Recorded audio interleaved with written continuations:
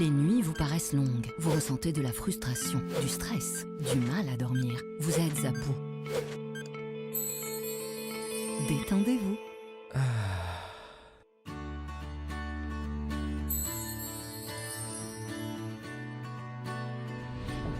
Réduction du temps d'endormissement, diminution des réveils nocturnes, relaxation. Une bonne nuit, ce n'est plus un rêve.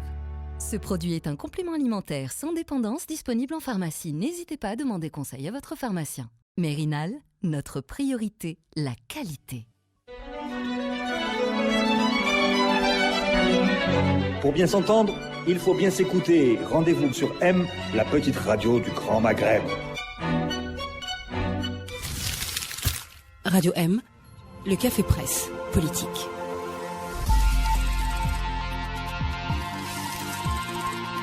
Chers auditeurs, bonsoir et bienvenue à ce... Akram, ne m'interrompez... Voilà, ça, ils vont pas vous voir m'interrompre, après ils vont se dire qu'est-ce qu'elle a derrière dit. Chers auditeurs, bonsoir, bienvenue à ce premier café presse politique du mois de Ramadan. Et donc, c'est pour ça qu'il est un peu tard après le ftour.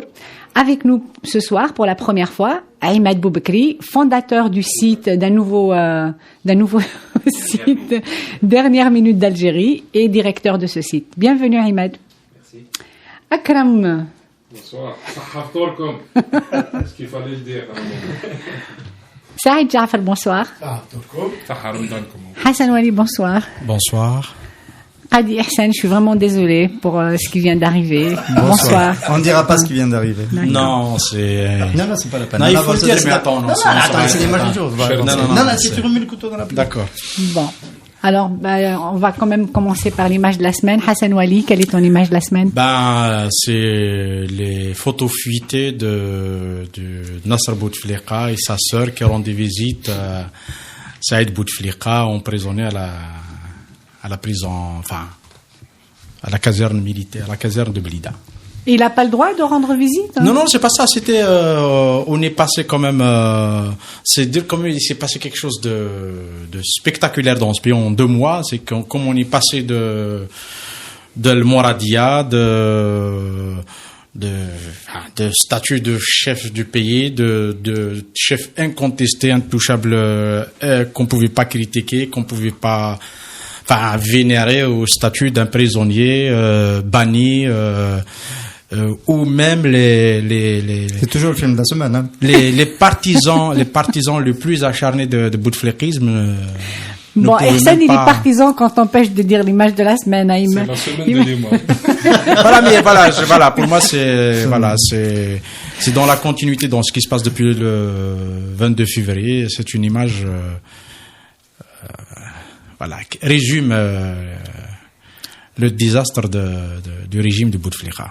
Ehsan, ton image de la semaine? Je suis très malheureux, donc je vais faire du nombrilisme. L'image de la semaine pour moi, c'est mon prix Amar Wartilan de la liberté de la presse. C'est un prix qui a une signification particulière, qui a toujours eu une signification particulière pour moi. J'en profite d'ailleurs pour remercier toutes les équipes avec lesquelles je travaille, sans lesquelles ce prix n'aurait pas été possible, et en partie aussi Radio M et toute l'équipe de Radio M, et toutes les personnes qui m'ont félicité. Mais tu dis pourquoi tu es triste? C'est pas parce que l'Ajax Amsterdam a été éliminé. Je suis amoureux de l'Ajax Amsterdam. Il a été éliminé en finale, c'est ça? En demi-finale, voilà. D'accord. En finale, on perd. On se fait pas éliminer en finale. C'est vrai. On perd. Bon, Ahmed, ton image de la semaine, je suis sûr que ça va nous faire passer à autre chose. C'est l'article de la radio Chaîne 3 sur les manifs de vendredi. Un des articles les plus objectifs où il a titré les manifestants haussent le ton à l'égard du double discours de Gaïd Salah. À l'intérieur, tous les slogans qui étaient dans la manif, contrairement au quotidien d'Oran, où ils ont falsifié un slogan. Ils ont falsifié un slogan où ils disent, lorsqu'ils disent Jishdiana ou Gaïd Khanna, le quotidien d'Oran, malheureusement, ils ont falsifié, ils ont dit Gaïd Khalna. C'est vrai, ouais. Peut-être que c'est à mon avis, il a mal entendu le journaliste. Oui, peut-être que c'est possible. une coquille. Ou peut-être qu'à Oran, mais ça a fait le buzz sur Internet. Peut-être qu'à Oran, ils disent Khalna. Saïd Jafar. Écoutez, le 8 mai commémoré à Kharrata par des représentants du Hirak. Très, très c'est belle quand image. même un bon déplacement. Un monde fou. Un monde fou et un bon déplacement des commémorations rituelles du régime avec une commémoration réelle, dans un lieu réel, avec du sens, etc. Voilà. Pour moi, c'est ça l'événement. Akram. Je reviens à l'image de Hassan Ouali. Moi, ce qui m'a le plus choqué, c'est l'utilisation d'un véhicule du parc de la présidence. Et des moyens de l'État. Donc du peuple. Mais est-ce que c'est pour une visite carcérale? Est-ce que c'est un Chers véhicule auditeurs, il n'y a pas que Ah moi ouais qui rigole, tout le monde rigole. Bon, en tout cas. Crois-moi, ça me fait Ah, pas. il est Bon, alors moi, j'ai une image de la semaine, je pensais que quelqu'un allait la donner, mais comme personne ne l'a donnée, Mais personne ne l'a demandé aussi. mais c'est pas grave, je vais la donner quand même. Il faut dire que C'est moi qui décide. ça va mal se ici. passer entre Deir Khadridi et Kader Hassan ce soir. C'est moi qui décide, Hassan. Donc je vais vous la dire. Au Soudan, aujourd'hui, les manifestants ont donné à l'armée leur feuille de route pour la démocratie et la transition. Et bon, il y a un conseil militaire de 10 militaires qui dirige depuis que Omar Bachir a été démissionné. Eh bien, vous vous rendez compte, c'est les militaires qui leur ont dit, on veut pas de cette feuille de route parce que vous n'avez pas cité la charia comme source de la loi. Les manifestants, les représentants du peuple soudanais ont proposé une feuille de route où il n'y a pas, on sépare le politique du religieux. Voilà. Alors, pour parler de séparer le militaire du politique, Transition toute faite. on va donc parler, chers auditeurs, dans cette émission, on va en faire une seule partie de 45 minutes pour parler de l'éditorial sulfureux de la revue de l'armée nationale, El Jeish, qui a été publié aujourd'hui. Un éditorial au ton irascible et qui cite abondamment Ahmed Gaïd Salah. Donc pour moi, ce ton est énigmatique et j'aimerais que vous soyez que vous nous éclairiez avec votre savoir pourquoi est-ce qu'il est il est aussi en colère. Moi, je comprends pas ce ton-là, cette colère, cette violence. Surtout qu'il vient de mettre en prison les 3 têtes, les 3 cerveaux, ceux qu'il considère comme les cerveaux d'une hydre comploteuse contre l'Algérie et contre lui-même. Donc, pourquoi? Oui, vas-y, Akram, à toi la parole. Cet éditorial vient déjà. Il vient après le discours de la 5e région, donc il date d'une semaine quand même. Donc il date d'avant l'arrestation de Tawfir Saïd et compagnie. Le discours qui a inspiré cet éditorial. Ça, d'une part. Mais par contre, ce qu'on note, c'est qu'il y a eu une sorte de réajustement du discours par rapport à ce qui s'est passé entre-temps. Donc il y a eu l'arrestation, il y a eu la manifestation de vendredi, les manifestations de vendredi, où les slogans étaient malheureusement très clairs. Donc ils parlaient tous ou bien d'un changement global, ou bien de la non-participation à l'élection, donc l'annulation de l'élection. Dans les 2 cas, on est contre le plan de route de Ahmed Gaïd Salah. Il y a aussi une réaction, un ajustement par rapport aux éditoriaux ou aux lettres ouvertes écrites par Khaled Nazzar et par Mouloud Hamrouch. Donc on le sent, il y a des messages qui leur sont adressés de manière claire et certaine. Je pense que Gaïd Salah n'a pas apprécié le fait que Khaled Nazzar lui ait dit de manière très claire qu'il a démis Bouteflika de ses fonctions au moment où il avait compris qu'il allait être démis lui-même de ses fonctions, et non pas par empathie ou sympathie pour le Hirak. Et ça, on a vu que l'éditorial appuyait beaucoup sur ce point-là. Il y a une chose d'importante, il y a 2 éditoriaux dans le Jeish. Il y en a eu 2, il n'y a pas eu que celui-là. Il y a un deuxième qui était une sorte de papier commentaire. Oui, de papier commentaire sur la presse. Sur la presse, où la description faite par la presse, faite de la presse, de cette presse ressemble beaucoup à la description que nous imaginons de ces gens-là, hein, parce qu'on parle on a l'impression que c'est un autoportrait. Parce qu'on connaît les militaires vivent en vase clos, ils ont quelques avantages, ils ont le cercle de l'armée, etc. Sincèrement, quand j'ai lu le papier, j'ai cru que c'était un autoportrait. Un autoportrait de Ahmed Gaïd Salah ? Non, des journalistes. Qui se racontent eux-mêmes ? Exactement. Donc, moi, lisez, c'est très sympathique. Là aussi, on y abuse d'un ton très très menaçant, vulgaire, insultant, etc. Comme d'habitude. Non, attends, donc c'est un article contre les journalistes ? Ah, d'accord, je viens de comprendre. Mais la description, en fait, du journaliste comme il est vu, ressemble à un autoportrait. Ah, d'accord, merci. Akram, merci. Excusez-moi, chers auditeurs, c'est le Ramadan. D'accord, donc je suis un peu plus lente à la défense. Ça arrive. D'accord. Et donc, mais pourquoi la violence? Je l'ai dit, la violence parce que la violence parce qu'il y a eu une. Et toute cette violence, c'est contre Khaled Nazar, qui pourtant pas que Khaled Nazar, pour moi, il m'a semblé qu'il offrait les têtes du Hirak, etc. C'était une offre de service. Hein.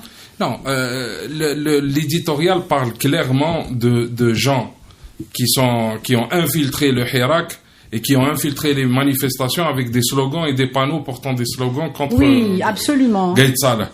Et je suis désolé, on est tous sortis, on a tous vu comment ça s'est passé. C'est pas du tout le cas, hein, c'est le peuple qui est dehors. C'est le peuple. Oui, mais alors justement, ils désignent les manifestants avec leur slogan. Ouais. Et ils sont infiltrés, mais ils sont infiltrés par qui, Saïd? J'ajoute une phrase. Dans le monde imaginaire de Gaïd Salah et de son entourage, il n'y a pas de peuple. Il n'y a pas de peuple. Il n'y a pas de peuple. Et ce peuple-là qui est sorti, qui a donné l'occasion d'enlever Bouteflika, maintenant doit rentrer chez lui, puisqu'il a enlevé Tawfiq, Tawfiq Saïd et compagnie. Enfin, dans ce texte-là, la description de la situation, c'est une crise. On ne parle pas de mouvement de récupération de la souveraineté de la population. Tout ça n'existe pas. C'est une crise. Nous, on a trouvé la solution. Et vous, Algériens comploteurs, vous nous cassez les pieds. Vous ne voulez pas rentrer chez vous. En fait, la violence de ce texte-là, c'est qu'en fait, ils mesurent, à mon avis, ils se rendent compte que la population ne marche pas. Et que leur 4 juillet, c'est un faux rendez-vous. Que l'armée se retrouve, c'est l'armée, parce que moi je refuse de dire Gaïd Salah. Pour moi, il incarne l'armée, il représente l'armée, et la discussion qui est en train de se dérouler, c'est entre l'armée et le mouvement populaire. Et l'armée n'a pas encore saisi que le mouvement populaire est sur un autre registre. Ils peuvent emprisonner Tawfiq, ils peuvent emprisonner tous ces gens-là. Ça n'a pas d'incidence sur la demande, parce que même ces gens qu'on emprisonne, ces histoires de corruption qu'on présente, confortent le mouvement populaire que ce régime-là doit disparaître. Parce que si on fait des élections telles que le veut la procédure constitutionnelle, on va reproduire la corruption, on va reproduire tout le fonctionnement pervers de ce système, et c'est ça le message. Et le vendredi, moi, je suis très calme sur ça. Ils peuvent faire hausser le ton par le Djeish, le mouvement populaire haussera le ton vendredi, même avec le CIA, et il le dira. C'est pas vrai. On peut pas revenir au 21 février, c'est terminé. Et c'est à l'armée de comprendre ça et d'agir en conséquence, parce que c'est la question qui lui est posée à elle. Fondamentalement, l'armée a couvert le régime. Bouteflika n'était pas là par une élection. C'est les militaires qui l'ont désigné, qui l'ont imposé, qui l'ont couvert, qui ont même allé jusqu'à couvrir le 5e mandat. C'est le 22 février qui a cassé cette procédure. Et aujourd'hui, il y a une discussion à mener avec le mouvement populaire. Il faut pas continuer à faire l'ignorant, de parler de crise, etc. Mais le vrai problème est là. À mon avis, ils veulent pas le saisir. Gaïd Salah, le 16 mars, dans son discours, 16 mars. On est loin après le 22 février, il disait l'ANP est là pour sécuriser et assurer la sécurité de l'élection présidentielle du 18 avril. Et donc, Ahmed, toi, je pense que il est dans sa logique. Il est dans sa logique d'imposer sa propre feuille de route.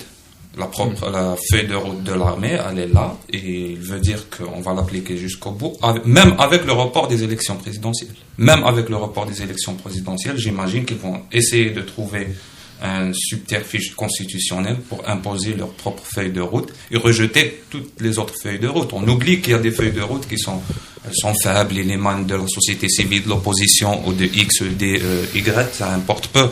Mais les autres feuilles de route, c'est toutes les autres feuilles de route qui parlent de transition démocratique. Et lui, il rejette la hiérarchie militaire, je préfère parler de hiérarchie militaire, rejette en bloc toutes les propositions de transition démocratique. Maintenant, moi je pense la vraie question qu'il faut poser, en quoi une transition démocratique comme elle est proposée par une partie de la population, une partie de leurs représentants, gêne la hiérarchie militaire. En quoi ça les gêne? Moi je pense que dans leur tête, peut-être aussi ils se trompent, c'est pas forcément que...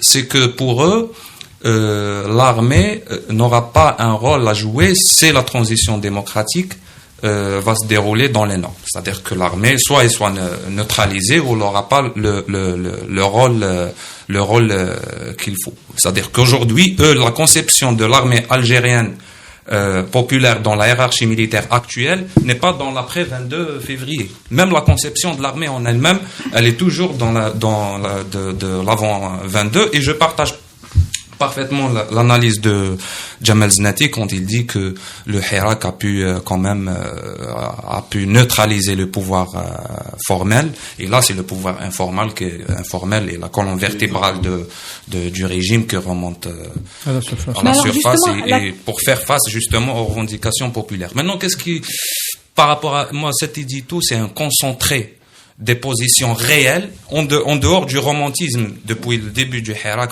depuis que Gaïd Salah fait des discours, en dehors du romantisme populaire, l'armée avec le peuple et tout ça, c'est-à-dire dans le corpus politique de tous ces discours, cet édito est le concentré de toutes les phrases et les éléments de langage qu'il a eu depuis le début du Hirak. Parce que pour eux, j'imagine que liquider Bouteflika, c'est déjà grand chose. Alors qu'ils ont vu que sur le terrain, ça n'a rien donné. C'est d'ailleurs c'est extraordinaire comme mouvement qui est en train de rejeter le système. Il faut se mettre, nous en tant que militants, que journalistes avant le 22, on essayait d'expliquer tout le temps que le système, qu'est-ce que ça veut dire, la différence entre le pouvoir formel et le pouvoir informel. Là, le mouvement nous prend de court, c'est-à-dire qu'il le sait, il le connaît peut-être mieux que nous.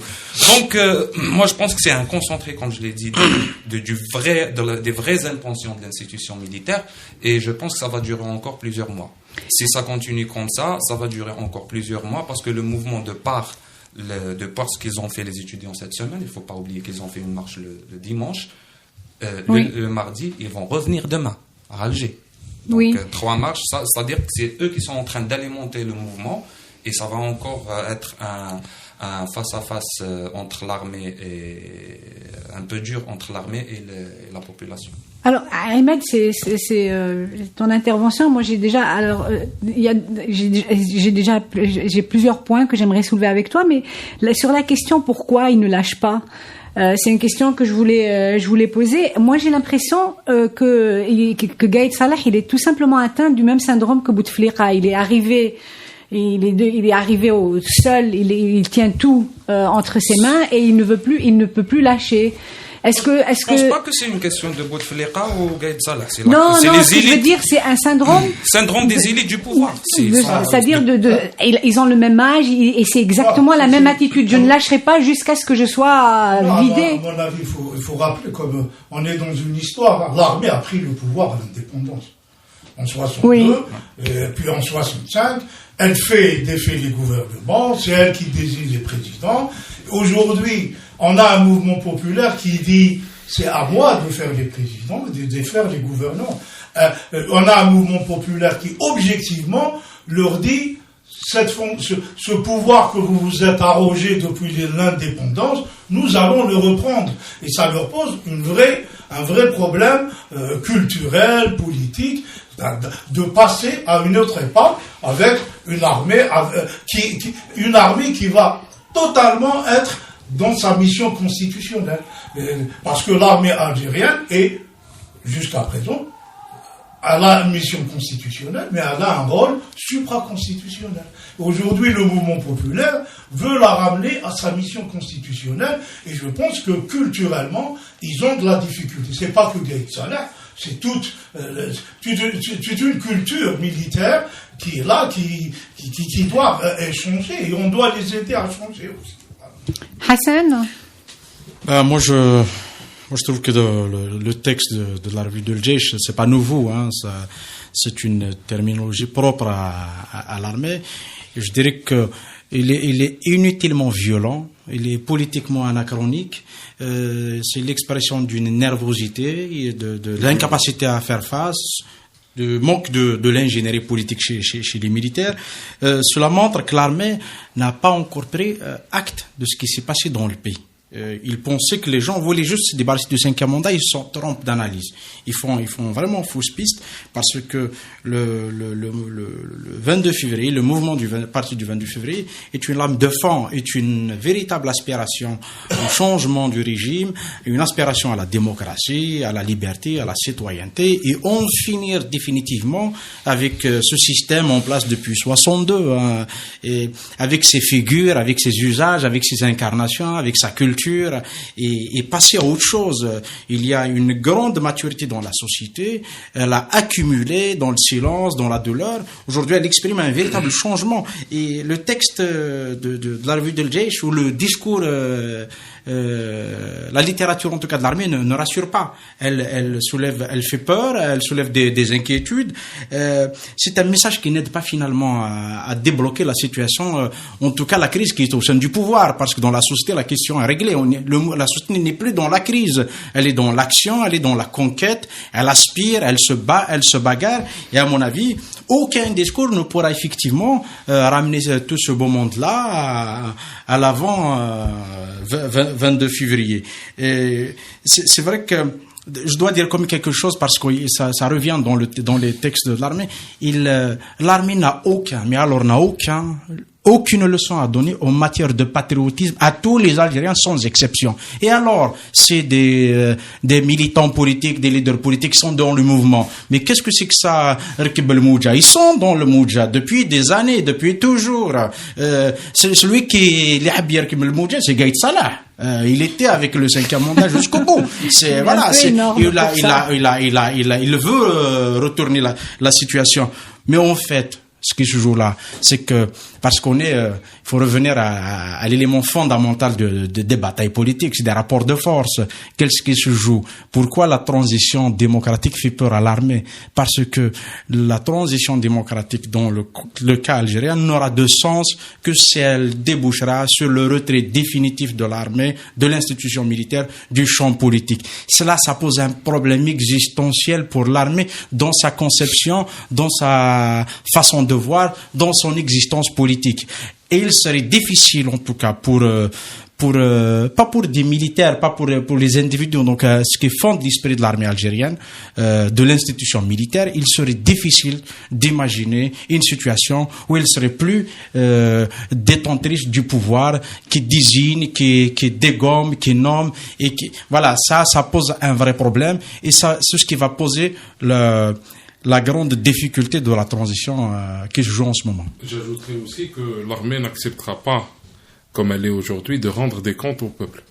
Elle n'est pas dans cet état d'esprit. Elle ne l'accepte pas. Et il se trouve qu'on ne lui demande même pas de rendre des comptes, on ne demande pas de rendre des comptes. Ouais. Est-ce qu'on a une idée de qui il cible précisément? On s'en fout un petit peu. On s'en fout. Il cible tout le monde. Bon, moi c'est. Alors, attends, on s'en fout pas. Ce sont les mêmes voix qui avaient sollicité. Il dégaine, il tire, on peut pas se les yeux fermés. Alors, en plus, on parle de qui? De l'armée ou de Ahmed Gaïd Salah? Parce que c'est important là.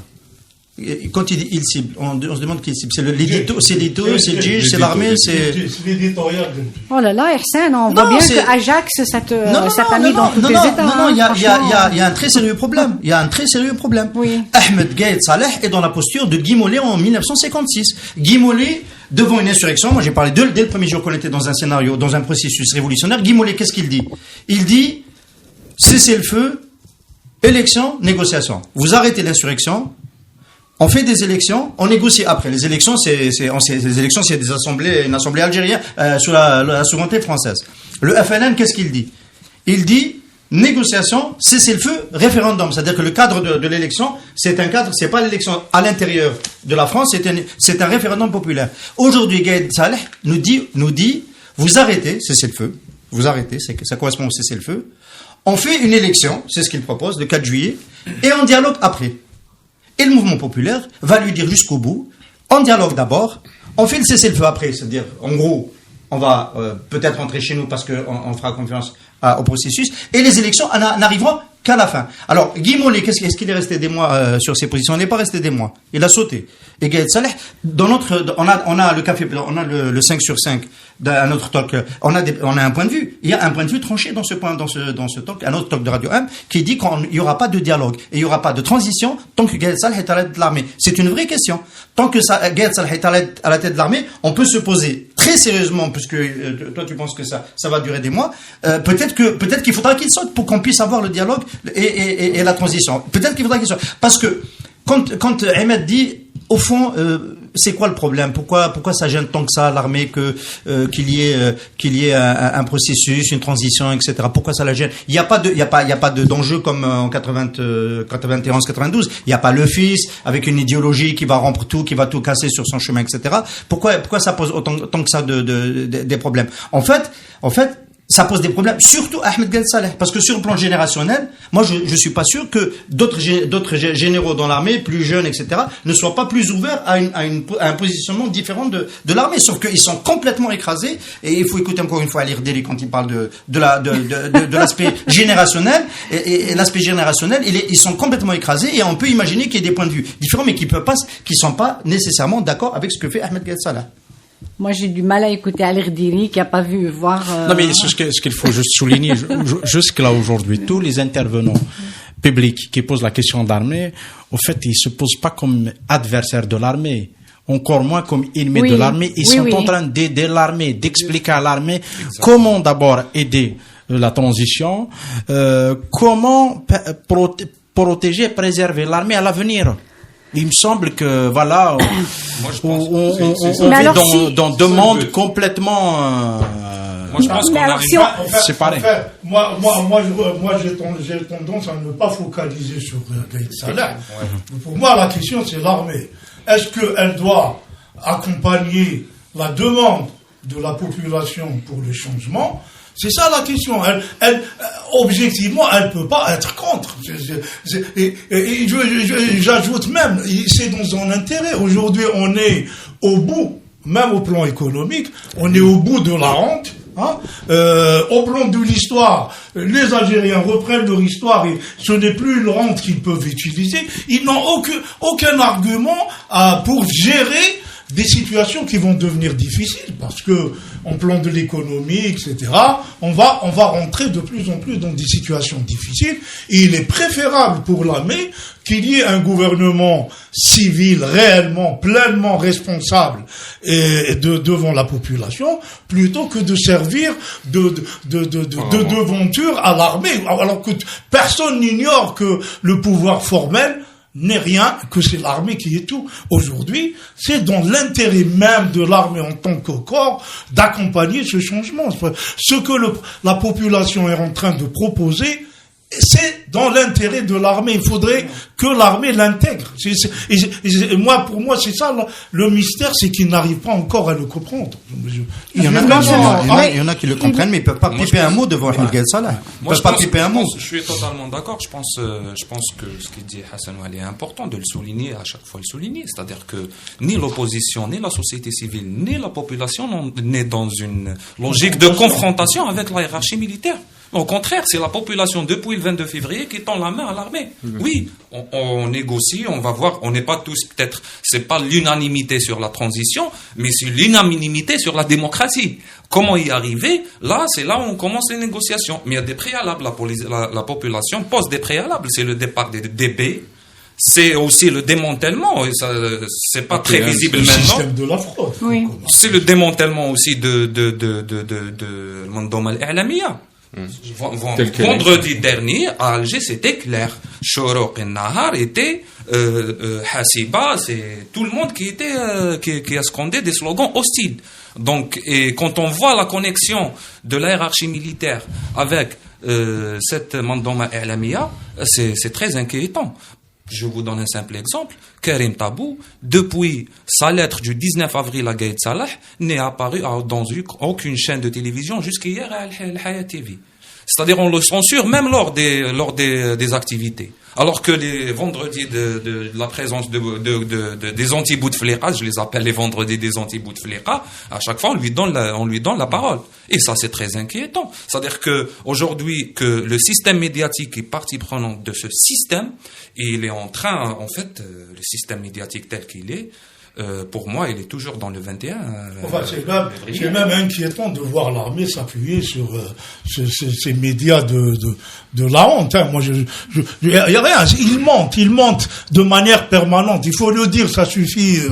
Ils mentent de manière permanente. Ils ramènent des gens qu'ils présentent comme des experts alors que c'est des agents, des membres de partis politiques. Ils mentent même dans la marchandise qu'ils offrent. Et donc, moi, je trouve que c'est inquiétant que l'armée, parce que en fait, c'est comme si ces gens-là se mettent dans une bulle et commencent à croire à leur propre façon de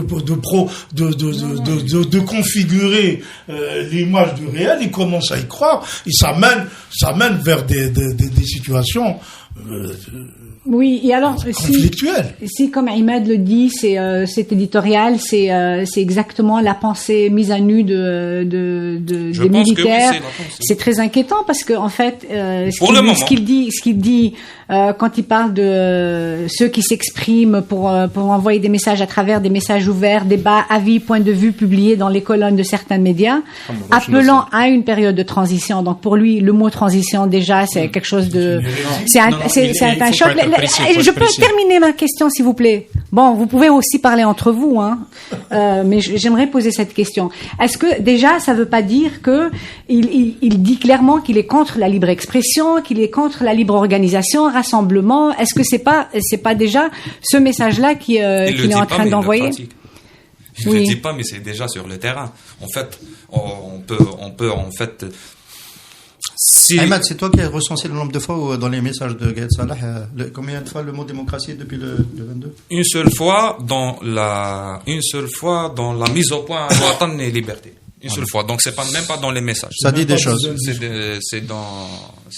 Il n'a jamais prononcé le mot démocratie depuis qu'il fait. C'est vrai que ça fait pas partie de la culture de la maison. Absolument. Voilà, mais après. Donc c'est des j'ai discuté longuement avec un expert en Toufiq Hamel notamment, qui le militaire. Lui, il est catégorique. Il dit que les militaires, même dans les grandes démocraties, ne sont pas totalement démocratiques. C'est l'organisation du militaire, c'est l'ordre de la hiérarchie, etc. Donc, mais après, moi, je pense qu'on doit se mettre sur le terrain de chercher des solutions, chercher des canaux de communiquer, de faire comprendre à l'armée et que c'est de l'intérêt de l'Algérie. Et ni Gaïd Salah, ni Ali Ben Ali, ni un autre général n'est plus nationaliste que nous. Ça, c'est hors des questions. On a tous cette fibre nationaliste. Et essayer de commencer à faire un vrai débat sur la question de la transition. Essayer de comprendre qu'est-ce que les jeunes, ou bien du côté des démocrates et du mouvement populaire, qui communiquent dans ce sens, à outrance, expliquer que la transition démocratique ne gêne pas ni l'armée, ni la stabilisation de l'Algérie. Parce que peut-être ils le croient, qu'il me le dit. Et peut-être que certains d'entre eux, parce qu'ils n'ont pas fait de politique en dehors de l'institution militaire, ils n'ont jamais été mis à part les rapports qu'ils font par leur propre service. Je termine sur ça parce que si on parle de système politique, c'est un ensemble de systèmes qui sont en place. C'est-à-dire, quand j'ai parlé du système politique, il va idem pour les systèmes financiers, idem pour les systèmes des partis, idem pour les autres systèmes qui composent la grande mandoma, c'est-à-dire tout ça. Et pour revenir à la question sur le terrain, c'est très simple. Quand on veut un baromètre, on met la question des libertés sur la table. On interdit la conférence de Maître Bouchachi à Oran. Même la Ligue des droits de l'homme sur place a utilisé la méthode légale. Elle ne veut la faire ni en public, ni voulait casser la porte de la salle. Elle a déposé chez le DRAC, le plus normalement du monde, on l'a interdit en plein soutien de l'armée à la population et soi-disant démocratie et liberté. On interdit la liberté de circulation. Les associations, les syndicats et les partis qu'on est en train d'agréer, c'est ceux qui ont déjà déposé, ça fait des années. C'est pas une ouverture, ça. Ça, c'est pas une ouverture, même pas à l'intérieur du régime. Donc, sur la question de la liberté de circulation, quand on ferme les routes, etc., etc. Donc, elle est claire. Pourquoi il n'y a aucun débat sur les magistrats? On parle de la liberté, on parle de l'indépendance de la justice. Le conseil de la magistrature est toujours toujours contrôlé par l'exécutif, etc. Enfin, contrôlé par le président qui n'existe pas. Voilà. En fait, on est dans le bras de fer encore. C'est un bras de fer. Oui. Est-ce qu'on devrait pas se préparer?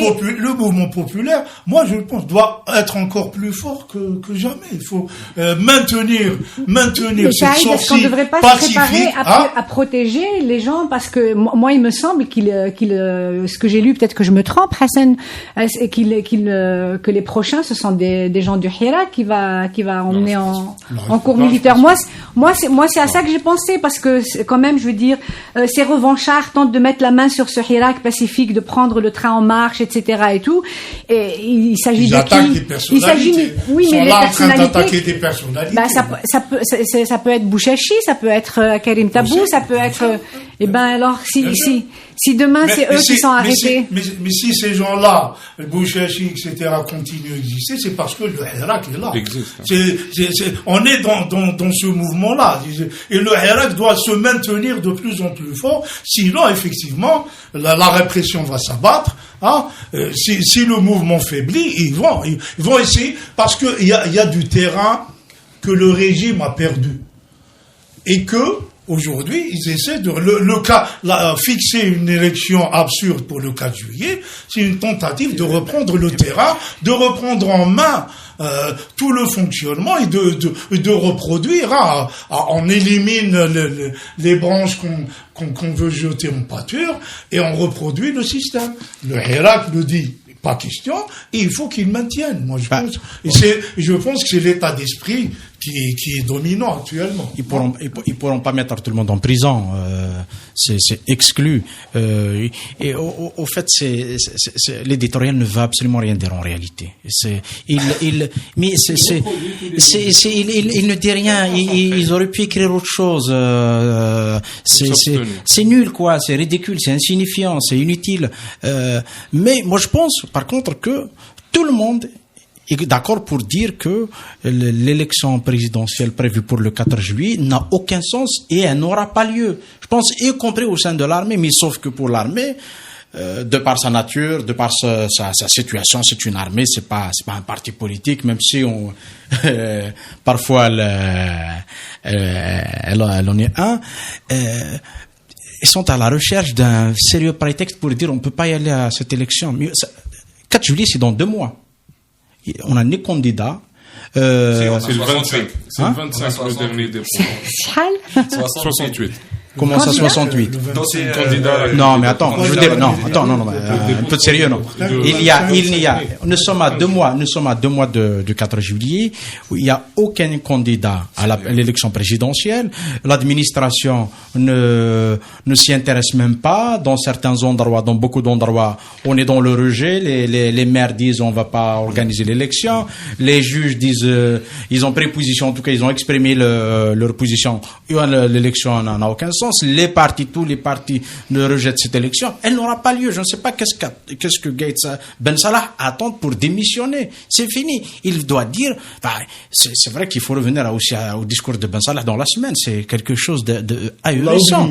On l'a oublié. C'était tellement transparent qu'on a vite oublié, parce que tout le monde sait. Ben Salah devait se dire à ce moment-là, mais bon sang, qu'est-ce que je fous ici? Ils savent tous, tout le monde est convaincu, de Ben Salah jusqu'à Gaït Salah, jusqu'à Bedoui, jusqu'à Walid de Tam Rached, que l'élection n'aura pas lieu. Mais sauf que Ben Salah, c'est le temps que se donne Gaït Salah pour essayer de trouver une solution. Voilà, mais le mouvement populaire n'arrête pas de lui dire que cette solution qu'il a imaginée ne fonctionne pas. Et il faut, à mon avis, c'est bien de le répéter, je termine. Oui. Inévitablement, on ira vers une période de transition. L'idée d'une instance présidentielle s'imposera d'elle-même, parce qu'une fois que la période d'intérim assurée par Ben Salah, on pourrait pas par quoi on peut remplacer après? On peut pas prolonger Ben Salah. Inévitablement, on serait dans une situation de vide constitutionnel. L'idée qui fait consensus dans ce mouvement, l'instance présidentielle, un gouvernement de transition, sera une évidence. Ça peut pas être autre chose. Akram, je voulais te poser une question à propos Personne n'a pas du tout parlé. Si, moi je trouve qu'il a beaucoup parlé. Alors, Akram, je voudrais te poser une question sur... Et Hassan, arrête de m'interrompre, s'il te plaît. J'aimerais pouvoir terminer mes phrases. C'est incroyable quand même. Voilà. J'ai animé un débat lundi entre 4 femmes. Et ça s'est très bien passé, c'était très intense, elles ne partageaient pas les mêmes points de vue, et elles étaient très respectueuses les uns des autres, aucune n'a interrompu l'autre, chacune a pu s'exprimer. J'aimerais vous inviter à regarder ce débat. Alors, Akram, je voulais te poser une question à propos de Gaït Salah. Franchement, c'est de la censure assumée, quoi. Laisse-moi poser. Pose ta question. Je te demande de pas m'interrompre, c'est tout. Après, tu pourras. Vas-y. Alors, voilà. Gaït Salah a mis en prison tout le monde. Tous ceux qui faisaient partie des réseaux Tabout Fliqa. Non, pas tous. Bon. Non, Quoi, je vais faire à la Abed Sharif, il faut que je sorte en criant, en jetant mes papiers, etc. pour que vous m'écoutiez, c'est quand même incroyable. Je sais bien que c'est la post-Ramadan, mais c'est pas une raison. Et donc, est-ce qu'il est, en ce moment, est-ce qu'il est tout seul, en train d'essayer de naviguer à vue, ou est-ce qu'il est en train de reconstituer un réseau? C'est-à-dire, est-ce qu'on a des informations sur ceux qui nous envoient ces éditoriaux Bon, il est pas seul, hein. Il est à la tête de l'état-major. L'état-major, on l'a vu physiquement le 2 avril, on l'a vu physiquement le 28 mars ou le 29 mars. Donc, on est conscient qu'il y a un entourage immédiat de généraux-majors, etc., de commandants de force et de régions. Donc, il n'est pas seul. Pour dire que il est à la tête de tout ce monde-là, je ne pense pas. Il est égal des autres, et je pense qu'il est porte-voix des autres, porte-voix d'un consensus. Et je pense qu'il est aussi porte-voix d'un consensus qu'il a lui-même créé en élaborant, en échafaudant cette théorie du complot. Et donc, il est redevable envers la population un petit peu, mais surtout envers ses pairs, de prouver l'existence de ce complot. C'est pour ça que nous avons ces démonstrations de force tous les jours, les arrestations, etc. Et c'est aussi pour ça qu'on a énormément de menaces, on a énormément d'évocations de certaines parties, beaucoup de mystères, etc. Pour en revenir à ce qu'on disait tout à l'heure, et pour contredire un petit peu, pas pour contredire Qadi Hassan, mais pour donner un autre point de vue, je pense que c'est une erreur de mettre comme préalable le départ de Gaït Salah. C'est une erreur monumentale de le braquer contre le Hirak. Gaït Salah, à mon sens, à mon avis, est en train de bluffer. Il est en train de jouer toutes ses cartes pour faire en sorte que les gens rentrent chez eux. si le Hirak se poursuit, si les gens continuent à sortir, il va céder, il va ouvrir des canaux de communication et il va accepter petit à petit du dialogue et une feuille de route partagée entre les deux. Donc c'est possible à mon avis. Il faut partir du postulat que dès le départ, nous n'avons pas eu de violence, ni du côté du peuple, ni du côté du pouvoir.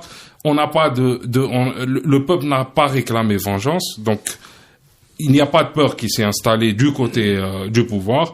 Donc aujourd'hui, Gaïd Salah est en train de bluffer. Et d'ailleurs, on le sait, un militaire ne menace pas. Un militaire passe à l'action. Il a tellement menacé que c'en est devenu clair que c'est du bluff. D'accord, donc c'est bien. Au moins, c'est rassurant parce que moi. J'ai menacé, j'ai arrêté de souffrir et j'ai arrivé Saïd Bouteflika. Non, mais c'est rassurant ce que tu dis, parce que moi, j'étais très inquiète. Cet éditorial, pour moi, c'était une annonce. Mais moi, je suis d'accord avec lui. Aujourd'hui, on a un peu, je vais dire quelque chose de positif sur l'éditorial. Son auteur s'en est enorgueilli de qu'il n'y ait pas eu une goutte de sang versée, qu'il n'y ait pas eu de violence, etc. Donc c'est quelque chose qui est assumé et répété aujourd'hui. C'est une bonne chose, il faut le dire. Hassan Wali. Non, mais j'ai juste un mot sur ça. Ceux qui ont écrit le texte, l'éditorial et le papier commentaire et les discours ne rendent pas service ni à l'armée ni à Gaïd Salah, mais ça ne sert pas l'armée, ça ne sert pas Gaïd Salah. Encore moins, bien sûr, ce qui se passe dans le pays, c'est rentrer dans le 21e siècle. Changer de logiciel. Rentrer dans le 21e siècle. Sur ça, il faut rappeler que plus Bouteflika faisait de lettres, plus la mobilisation montait en flèche. C'est-à-dire que Gaïd Salah va se retrouver seul face à la rue, c'est pas bien. Ni le discours de Ben Saleh le sert, ni ceux qui sont en train d'écrire les éditos et les textes, etc., ni la conjoncture. Plus on ira vers une négociation avec les préalables de la rue, c'est-à-dire le départ des 2B, etc., plus l'amorce, c'est important, l'amorce, c'est-à-dire l'enclenchement d'un processus. L'enclenchement d'un processus commence par des signaux. On n'a pas encore de signaux. Et les signaux en question, c'est quoi? C'est l'ouverture. C'est comme ils ont fait en 88 ou 89, etc. Un peu, peut-être la rue va continuer de se mobiliser, mais les signaux, ils doivent être forts. Et eux, ce qu'ils ont fait justement, avec les arrestations des 3, ils ont cru que c'est ça les signaux. Alors que c'est faux. C'est parce que c'est pas la priorité de la rue. Ce n'est pas la priorité. Personne ne les pleure. Personne ne va pleurer Toufiq, Saïd, Tartag. Et d'ailleurs, j'ai vu même des témoignages de certains journalistes à propos de certaines arrestations dans l'informel, etc., qu'ils ont tout le monde est en train de balancer. Donc, le vrai enclenchement d'un processus de transition et de sortie de crise, c'est justement des signaux forts de la part du pouvoir pour pouvoir par la suite, et c'est comme ça que le Hirak peut s'organiser. En dehors de ça, il ne peut pas s'organiser comme ça des représentants sans qu'on ouvre le champ politique. Moi, je pense que je pense qu'effectivement il manque une dimension de compréhension du processus chez l'armée, en particulier ses chefs d'état-major. Je ne mettrai pas ma tête à couper qu'il ne soit pas tenté aussi de passer à l'acte pour certaines têtes dans le Hirak. Dès qu'il y a un rapport de force qui le lui permet, il serait tenté. Si en tous les cas, c'est pas l'envie qui lui manque. Et je pense que, alors par rapport aux arrestations, je pensais qu'on pourrait en parler un peu plus.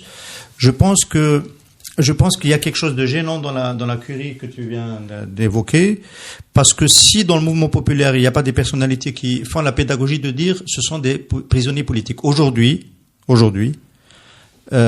Toufiq, Saïd et Tartag sont des détenus politiques. Ils sont arrêtés sur la base d'une action qui est une action d'opinion pour essayer d'organiser. Et moi, le complot contre Gaïd Salah. Voilà, moi je m'insurge contre ça. Moi je m'insurge contre ça. Moi je suis pour l'état de droit, pour les libertés, pour tout le monde. Voilà.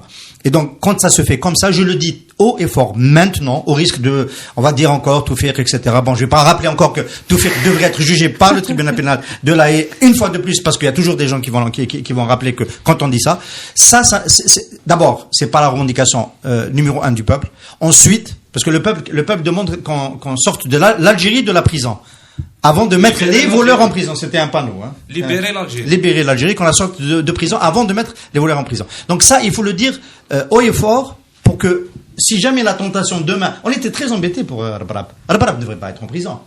Haddad, on était un peu gênés parce qu'il a été arrêté à la frontière. On a dit qu'il avait 2 passeports et tout ça. Donc, sktana. Les Kouninef, il y a une procédure il faut faire une instruction.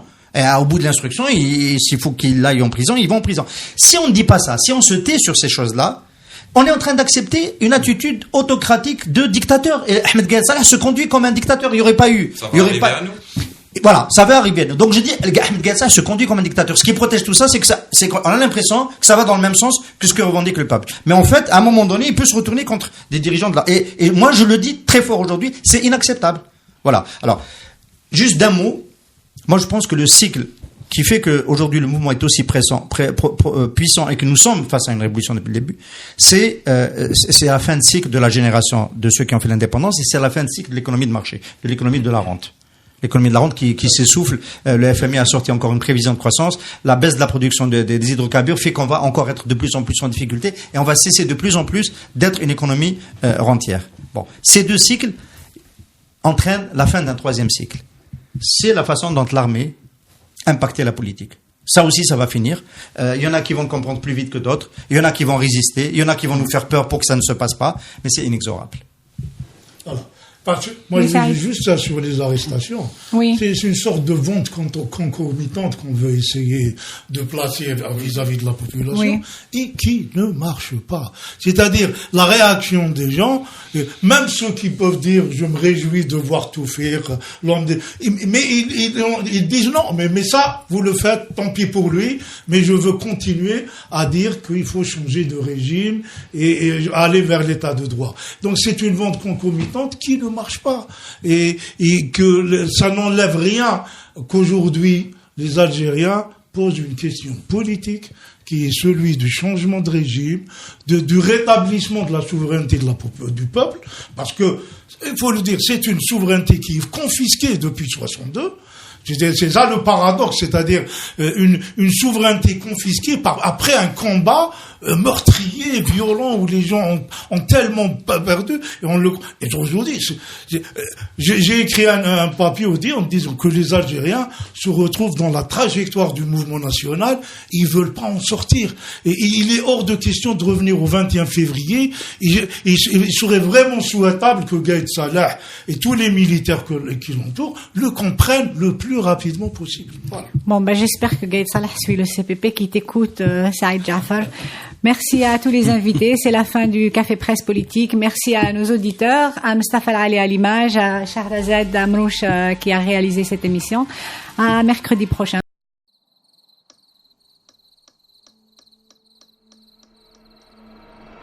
Les nuits vous paraissent longues. Vous ressentez de la frustration, du stress, du mal à dormir. Vous êtes à bout. Détendez-vous.